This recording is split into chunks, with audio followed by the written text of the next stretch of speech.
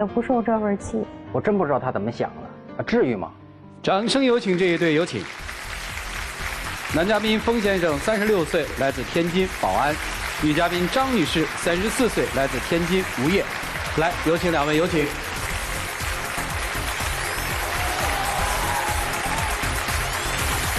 欢迎两位哈。结婚多少年啊？从领证到现在结婚8年了，有孩子吗？有一个7岁的儿子。家里什么时候分的钱啊？去年年初上面就开始就是有信儿等到年底的钱分到手。等于钱给了弟弟，没给你们。不是没给我们，是我妈说给我10万块钱啊。我呢就想，我弟弟刚毕业，现在已经找了一个女朋友，马上要面临那个结婚生子，他呢还没有房，我就擅自做主吧，也没跟他说，把这钱直接还给我妈了，就为这事儿不想跟我过下去了。真的就为这10万块钱吗？我结婚7年了，他从来都不向着我。婆婆对你好吗？婆婆一直对我不好。刚交往的时候，第一次进他们家门，我为了表示一下嘛，然后吃完饭我给他们家刷碗，回来之后他告诉我，他妈妈对我不太满意，说我嘴不甜，嫌我个儿矮，不会说话什么的，让我以后多哄哄他妈妈。说我刷完碗也不知道把地扫了，把垃圾倒了。我感觉我做的挺好的了，他们家怎么就那么多事儿呢？这个不是多事儿，那个我妈呢，就那样，脾气不好，但是我妈的心底很好。对，那你就别瞎传话了呗，你就说我妈说你挺好的，不就得了吗？那我也不能骗她呀。所以说你嘴碎。我现在也不至于心里那么难受了。行，反正要搁我们家闺女回来要跟我说这些话，我就会闺女别嫁了吧，你去这家没什么好日子过哈。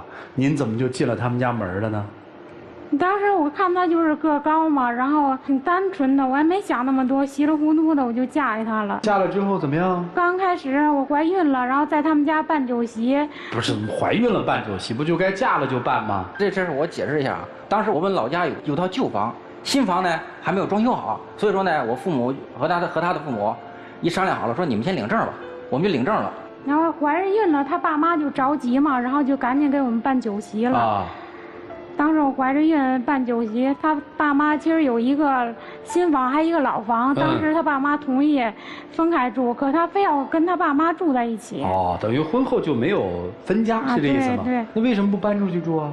又有条件？我们村里都是这样，人家结婚的那个年轻小夫妻都跟父母住在一起，我不能另类啊。再说了，我父母岁数也大了，那个多大呀？62了。那会儿不是才50多吗？8年前。对，那个我妈心脏不好。当时那个我怀着孕了，我跟他妈本来就处不来，我怀着孕还得受他妈气。婆婆都给你什么气受啊？孩子生出来之后呢，他妈一看是个小子，就说我不用生了，就跟我是被赦免了一样。我感觉我在他们家就是一个生育工具。你怎么这么说呢？你想，你住院的那几天，我不也请假陪在你身边吗？还有你坐月子的时候，我妈怎么伺候你的？伺候了吗？反正他妈就挺不乐意的，耷拉着个脸。这是生个男孩，要生个女孩，指不定怎么给我甩脸子呢。然后我爸给我的3000块钱，说是给我坐月子。当时去医院，他表弟给我们垫的钱，他没经过我同意就把这钱还给他表弟了，等于就好像是我们家出的这3000块钱生孩子一样。不是，这都嫁了人了，都生了孩子，还分你们家我们家的呢？这个3000块钱是我爸让我坐月子买补品的。生完孩子之后，我就跟我婆婆住在一起。我这婆婆就是脾气不太好。我经常挨骂，她还老一味的让我忍。那咱们是做小辈儿的，我妈心脏不好，咱们就忍一忍，又有什么呢？你老让我忍，我心里忍的我多憋屈啊！到后来实在是不行了。那个他妈一见我就耷拉个脸蛋子，就好像我欠他的一样。然后走在大街上，他都不带跟我打招呼，就跟没看见一样就走过去了。你跟你婆婆的关系现在是擦肩而过，视同路人，是这意思吧？对，他都不愿跟我打招呼，装看不见。你是怎么做儿媳妇的呀？就是跟婆婆把关系处成这样了？他刚开始他就看了不上我，然后后来我一看实在不行了，我就想着出来租房子住吧。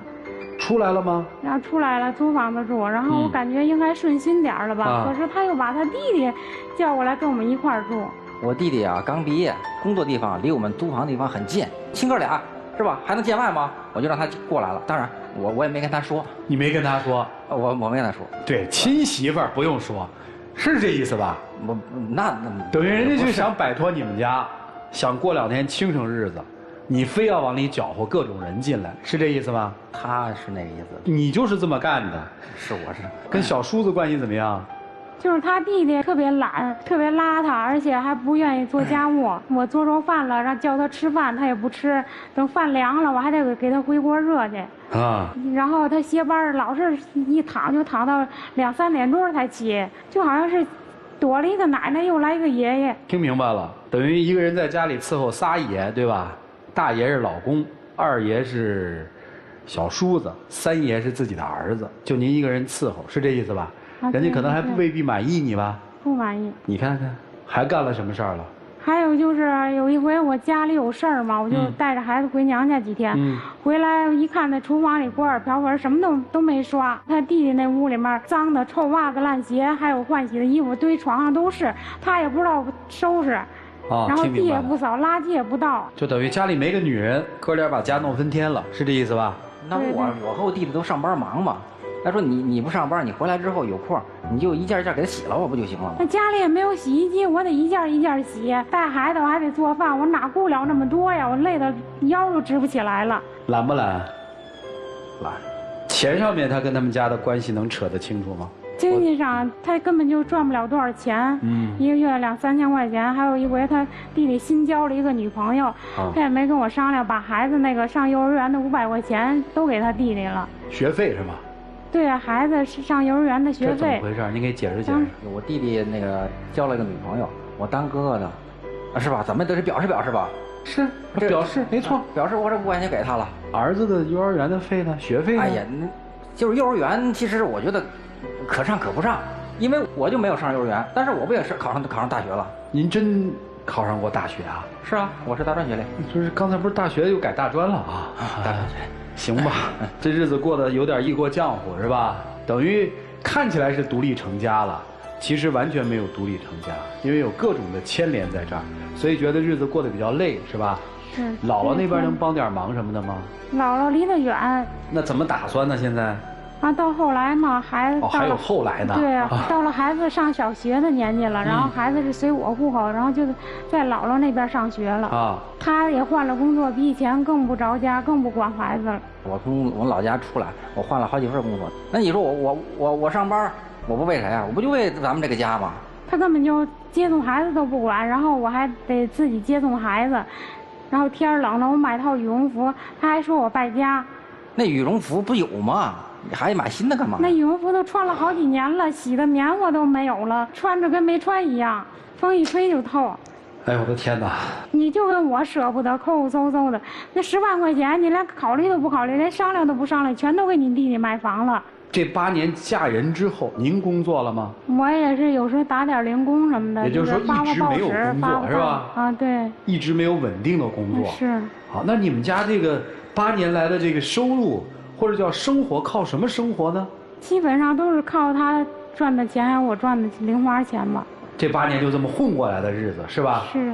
家里有存款吗？没有存款。所以10万块钱对于你们家来说是不是一个大数字？是我当时感觉应该生活富一点了，可是他1分钱都不要，都给他弟弟买房了。是你老婆吗？是。那为什么不商量呢？我就怎么说呢？也是为我爸妈考虑，因为这钱是我爸妈的钱。当时一共给了父母多少钱？当时一共分了36万。父母是怎么分配的？父母说拿出20万给我弟弟，拿出10万给我，剩下那几万的话，因为前几年就是我们家的养殖赔点钱，然后还给人家。这父母不是已经做出了分配了吗？是。那你干嘛又把那10万给弟弟了呢？因为我们俩已经成家了，他就是反正我已经把媳妇儿骗到手了。那也不是那么说，反正心里是差不多那么想。凭什么呀？本来我们就分的少，我们没意见吧？我们也没跟父母闹吧？好不容易分了10万，等于8年了，就觉得这10万块钱，你想对这样一个收入家庭来说意味着什么呀？希望啊，就让你就送人了。关键你送人之前你商量，你没商量吧？没有商量。你核实过了，这10万块钱确实是他给他弟买房了，还是这小子拿出去干什么来？你核实过吗？应该都给他弟弟买房。你核实过吗？不，那10万块钱我也没见着，到现在。对呀，核实过吗？这个确实是买房了，现在房子我弟弟房子都下来了。哦，房子都下来了，一共首付就交了35万。哪儿来的35万呢？我们家不分了36万吗？我弟弟公积金跟那朋友跟那同事借了5万块钱，然后我这30万加上一起35万，等于刚付个首付。那你弟弟钱是借的呀，还是你借给他，还是你给他的呀？我就给他的。哦，是弟弟提出来还是你主动的？没有，我主动提出来。我因为我一个当哥哥的是吧？行，当哥哥的行。为什么要把孩子带走？不想跟他过了呢？我感觉有他没他都一样，这么多年跟他过日子，就多了一个孩子，我什么都没有，我什么都没得到。与其这样，我还不如自己找个工作，自己带着孩子过，都比现在过得舒心。这就听明白了，人家的话给你翻译一下。我一个女人，我自己带一个孩子，我可以独立的过，我过得好。我嫁给你，我还得伺候你，经济上没有什么依赖，精神上没有什么依靠。那我凭什么跟你过日子呢？我就是想让他那个生活里面，其实有一类人是特别可气的，他似乎占领了所有道德的制高点，其实那心里拨的算盘拨的是什么，你都不清楚。让所有的人都开心，把身边的人弄得是痛不欲生。你尊重过他吗？我觉得我们夫妻俩是一条心。什么一条心？你跟人家一条心吗？我怎么不跟他一条心？哼，你觉得他跟你一条心吗？我感觉他跟我不是一条心。得了，自始至终他就向着他们家里人。他不是向，从来不为我考虑。他心里就没有。那怎么可能呢？我要没有他的话，我怎么会选他呢？那谁知道呢？好骗呗。我也不知道。不是你弟弟为什么结婚要有房？你结婚就要没房啊？这点矫情什么呢？这点我也非常感谢我老婆。她当时也没有什么要求，跟我结婚的时候。傻呀？不能说傻，单纯。哦，单纯，所以被你骗了吗？对。我跟你说，人可以欺负人，但是不能把人欺负成这样。每到家里有大事儿的时候，都瞒着媳妇儿自己做主。所有的好人都他做了，所有的苦都媳妇儿吃了。行，听听老师们怎么说吧。一起进入丘比特问卷。婆媳关系这一块儿我不去提了，因为婆婆没有到现场，很多事情说不清。我就说说你们两个这个事儿哈。这个36万里面，按照哥俩来平均分的话，一家也是18万呢。是。按照继承法来讲的话，这里头有9万是你媳妇儿的呀。继承法是这样。是吧？有9万是你媳妇儿的，她现在就要这个钱。不是你听我解释啊。我不用你解释。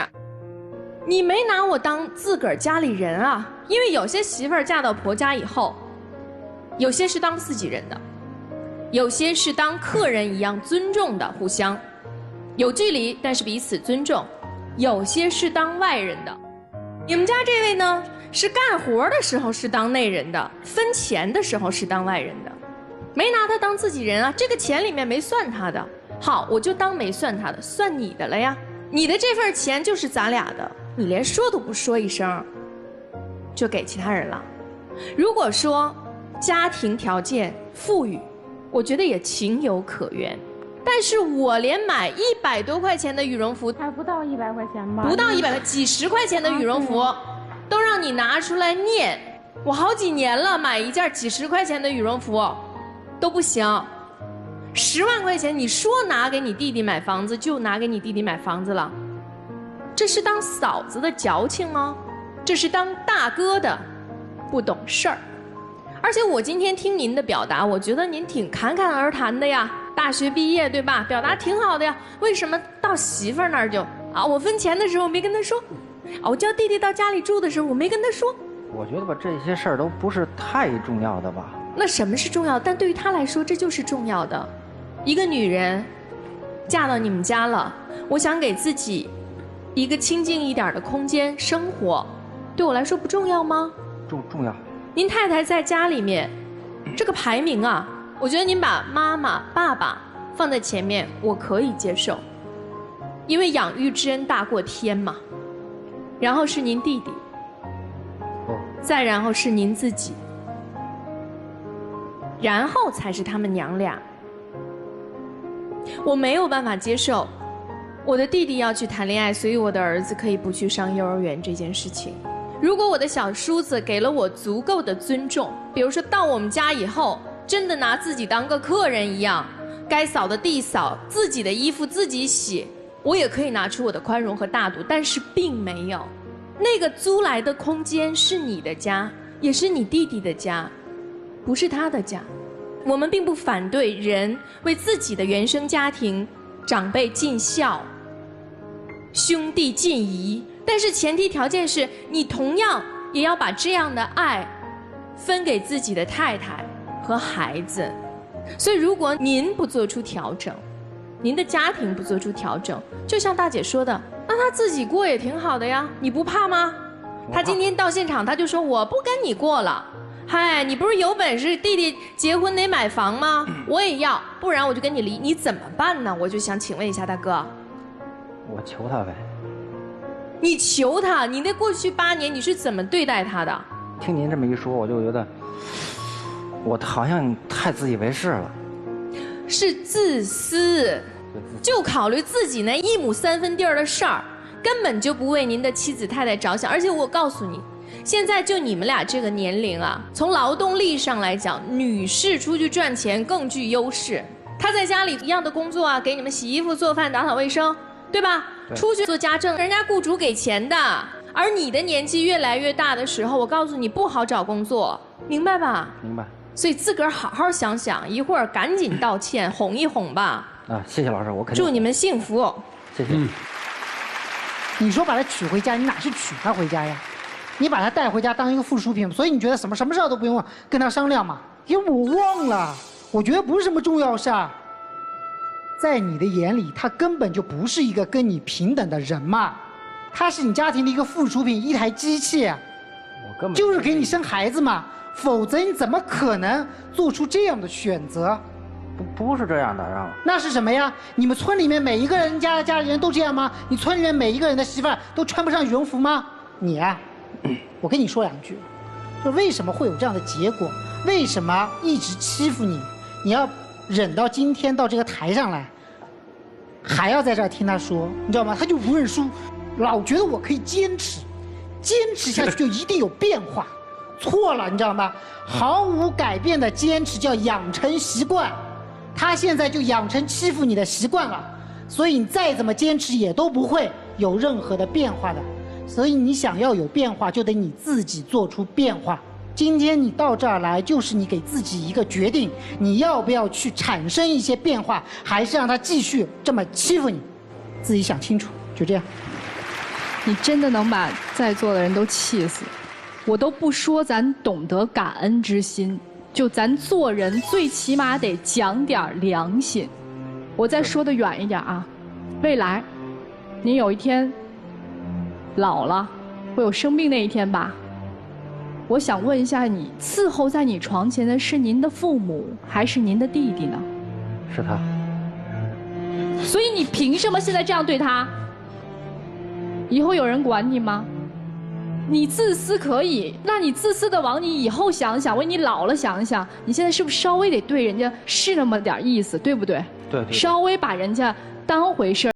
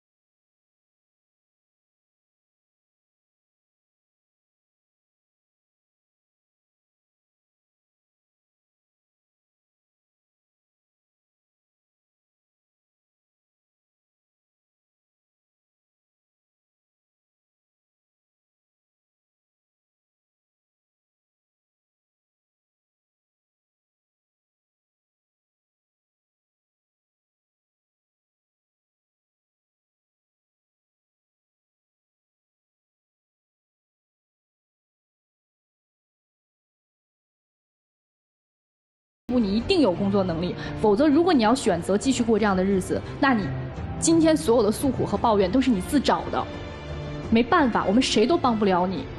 如果你要想改变你的命运的话，马上立刻扭头带着儿子去找一份工作，自己抚养孩子没问题，让他弟弟和爸爸妈妈照顾他吧，因为他跟你压根儿没有关系。我本来寄希望于孩子跟他有点关系，孩子都没关系，好吧？谢谢。哎，你是什么学历？我是中专学历，你有多高啊？也就1.5米吧。你是大专是吧？是。你有多高？1.84米。哎，你弟弟多高？我弟弟1.86米。哦，比你还高。对。你觉得你的弟弟他应该找个什么样的媳妇儿？你这个做哥的认为是般配的？大概相同的同学，跟他就是一样。找他这样的可以吗？也可以。真的可以啊？真的可以，因为我的爱情观那个。我的爱情观是只找好欺负的，不找好的。不是，我告诉你，其实啊，他根本就不怕你说我带着孩子要跑，他觉得你是跑不了。你看你个儿又矮，长得又一般，中专学历，能找我这1.84米的大专，偷着笑吧？你还能跑？他有这种优越感的。如果他没有这种优越感，他大概是不会这样欺负你的。说他愚孝那是夸奖他了，他何曾自己亲力亲为的做过孝顺母亲的事儿，或者是调解婆媳之间的关系，洗过衣服做过饭，他没做过吗？你说他在自己弟弟面前很仗义，那也是错的，他也不仗义。他给弟弟的那些钱没有一分是自己挣的嘛，他要么就是儿子读幼儿园的钱，要么就是父母的钱，又不是他挣的。他好歹如果能多挣点钱，拿自己的储蓄，不经过老婆商量支持自己的弟弟，好歹还说得过去嘛。他既不是愚孝，也不是仗义，他就是一虚伪嘛。我说一句话你偏不爱听，你的弟弟一个大学生，毕了业之后还躺在自己哥哥和嫂子租住的房子里，好吃懒做，衣服不洗，碗不洗，天天2、3点钟，你说他自觉吗？他是一个有素养、有素质的大学毕业生吗？你不觉得一个女人跟你说，一个1.5米的女人，中专的女人，跟你一个大专的1.84米的男人说，我不要跟你过了，我宁愿一个人带着孩子当寡妇一般的丧偶式婚姻，我也都不要跟你过了。你不觉得你活得很失败吗？如果但凡是你今天是要求他回来，你就承认点错误嘛，我做的不对嘛。但是你没有啊。如果一个大学生读出来不知道体谅别人，不知道自立，你说这样的人读书有意义吗？为什么你找这个媳妇儿就可以不要房子，可以跟你结婚，即便是跟婆媳有矛盾，我躲出来，而你的弟弟就偏偏要嫂子来照顾，要你来出恋爱经费，要把家里所有分的钱去买婚房，可怜呐！有的时候想起来真可怜呐。你不觉得你不能给自己的孩子和妻子好的生活，甚至不能给他买件衣服，你不觉得自己很失败吗？这是最大的问题，就是你不知道羞耻，你知道吗？你不知道自己的无能，你不知道自己作为一个男人在家庭没有担当起责任，反而在这儿夸夸自谈。短期之内是不用回去。我觉得你刚才那句话说的还是很有底气的。我宁愿自己带着孩子，也好比我现在带着孩子在伺候2位爷，要轻松得多。就像现在社会上有一种形容，就这种人就是他只是个男的，他不是个男人。想做男人，你就尽快的把自己的道理拎起来，懂得疼人，懂得承担，懂得顾好自己的这个家，明白吗？就这样啊。明白。好，谢谢涂老师啊。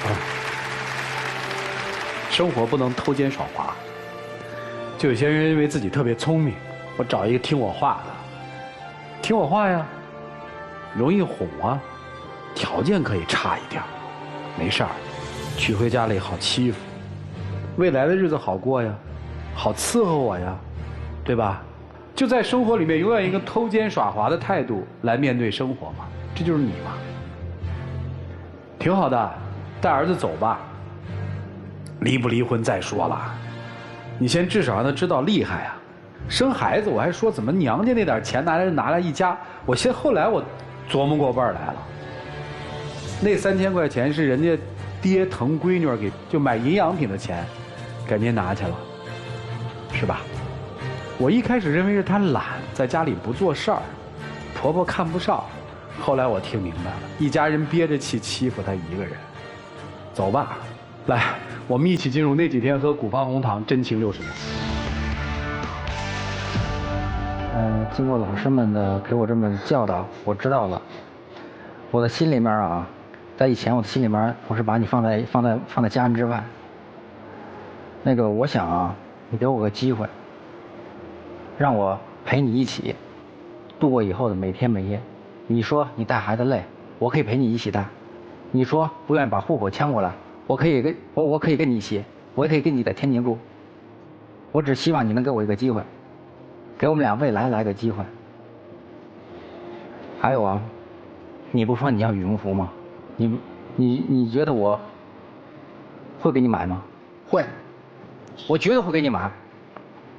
在现场，我现在跟大家保证，到回去之后，我肯定给你买一个长款的、暖暖的羽绒服。哎呦，我的天哪！请你给我一次机会，好吗？哎呀，那好好想想吧。就这你还好好想想？一个男人跟一个女人说：“你觉得我会给你买一件羽绒服吗？”我会，我要给你买一件长款的、暖暖的羽绒。它就1.5米，那长款也不会贵到哪儿。哎呦，我的天哪！就这还要考虑啊？行了，你们回吧。谢谢两位，请回。